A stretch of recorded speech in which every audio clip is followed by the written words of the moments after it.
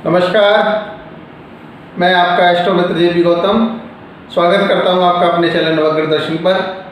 और आज जो विषय आपके सामने लेकर मैं आया हूं वो है सर्वपितृ अमावस्या 2020। जैसा कि आप सब लोग जानते हैं, पितृपक्ष चल रहे थे। आप सभी लोग पितृपक्ष पे अपने अपने पितरों का स्मरण और उनका श्राद्ध तर्पण विधि विधान से कर रहे थे, किंतु ये जो सर्वपितृ अमावस्या है ये पितृपक्ष का सबसे मुख्य पर्व है, सबसे मुख्य दिन है। तो जो लोग अपने पितरों का तर्पण श्राद्ध आदि नहीं कर पाए हैं, किसी कारणवश, भूलवश या कोई और विशेष कारण से अगर कोई अपने पितरों का तर्पण श्राद्ध नहीं कर पाए हैं, तो वो कल पितृ अमावस्या पर अपने पितरों का श्राद्ध तर्पण कर सकते हैं। और कुछ छोटे छोटे मुख्य उपाय और भी करके अपने पितरों को प्रसन्न कर सकते हैं और उन्हें अपने पितरों को प्रसन्न करके उनसे आशीर्वाद प्राप्त कर सकते हैं।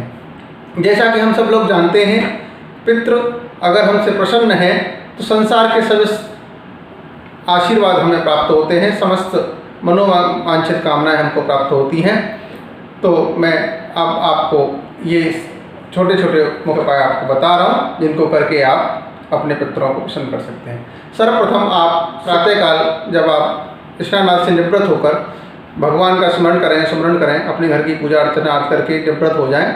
उसके बाद किसी ब्राह्मण के द्वारा या स्वयं आप पितरों का तर्पण करें।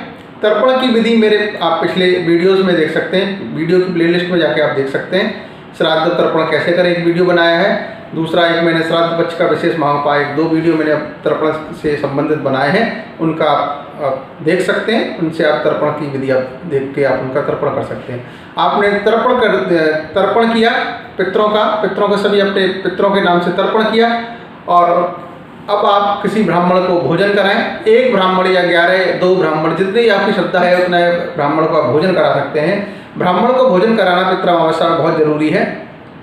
जैसा कि आप सब लोग जानते हैं कि अगर हम ब्राह्मण को भोजन कराते हैं तो हम अपने पितरों को आशीर्वाद उनसे प्राप्त कर सकते हैं। ब्राह्मण को भोजन कराइए और उनके सामने एक बार उनके सम्मुख खड़े होकर पितृ स्तोत्र का पाठ कीजिए। पितृ स्तोत्र का वीडियो भी मैं आप पिछले अपने वीडियो लिस्ट में दे चुका हूं, जिसको आप वहां से ले सकते हैं। और वहां से पितृ स्तोत्र का उनके सम्मुख पाठ अगर आप करते हैं तो ऐसा कहा जाता है कि पितरों के सम्मुख जब श्राद्ध पक्ष में ब्राह्मण भोजन कर रहे हों तब पितृ स्तोत्र का अगर आप पाठ करते हैं तो आप पितरों को आप अच्छे तृप्ति का आनंद दे सकते हैं। इस प्रकार आप पितृ स्तोत्र का पाठ कीजिए उनके सम्मुख और उन्हें यथाशक्ति दक्षिणा देकर आप उनको विदा कीजिए। ब्राह्मणों को प्रणाम करके उनको विदा कीजिए, उनका आशीर्वाद लीजिए।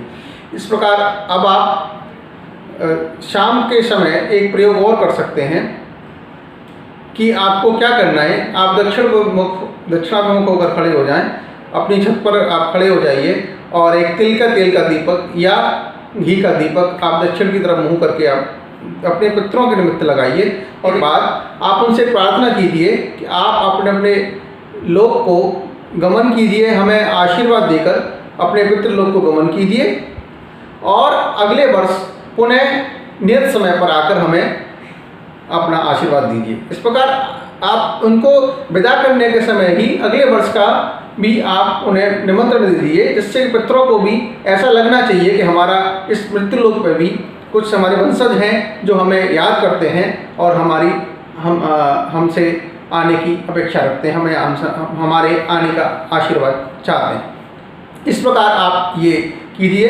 एक प्रयोग और कर सकते हैं, अगर आपके घर में पितृदोष है और आपके घर में नाना प्रकार के कलह हो रहे हैं तो आप एक काम और कर सकते हैं। सुबह आप सभी परिवारीजन आप इकट्ठे होइए, उन सभी परिवारीजन अपने हाथ में 1-1 नारियल, 1-1 रुपया और 1-1 हल्दी की गांठ रख लीजिए और हवन कुंड आप तैयार कीजिए। आपको एक हवन यज्ञ करना है, जिस हवन कुंड में आप सारे लोग मिलकर आहुति दीजिए और आहुति का मंत्र रहेगा ओम ग्रां ग्री ग्रौं स गुरुवे नमः। ओम ग्रां ग्री ग्रौं स गुरुवे नमः। इस आहुति से आप अपने सभी परिवारीजन मिलकर आप यज्ञ कीजिए और उस नारियल को और हल्दी की गांठ को आप बहते हुए जल में आप प्रवाहित कर दीजिए और जो आपने पैसे इकट्ठे किए हैं उन सभी पैसों को लेकर आप मंदिर में, किसी मंदिर में या ब्राह्मण को आप दान दे सकते हैं। इस प्रकार आप यज्ञ कीजिए और कम से कम 5 माला पितृ गायत्री मंत्र का आप जाप कीजिए।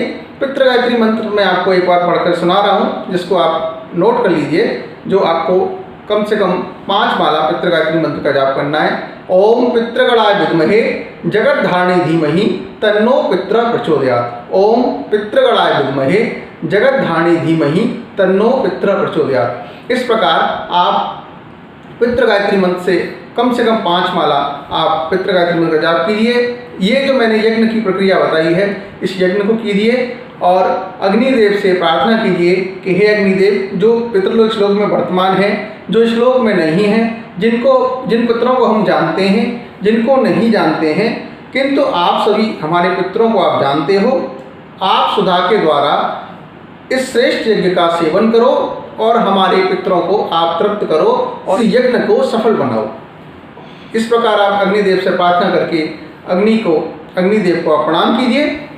इस प्रकार आपने ये सारी प्रयोग किए और शाम के समय आपको, जैसे मैंने बताया, शाम के समय आपको एक घी का या तिल का दक्षिण विमुख होकर आपको दीपक जलाना है और उनसे पितरों से प्रार्थना करनी है, हे पितृगण, आप हमें आशीर्वाद देकर अपने अपने लोक को गमन कीजिए और अगले वर्ष नियत समय पर आकर हमें पुनः अपना आशीर्वाद दीजिए।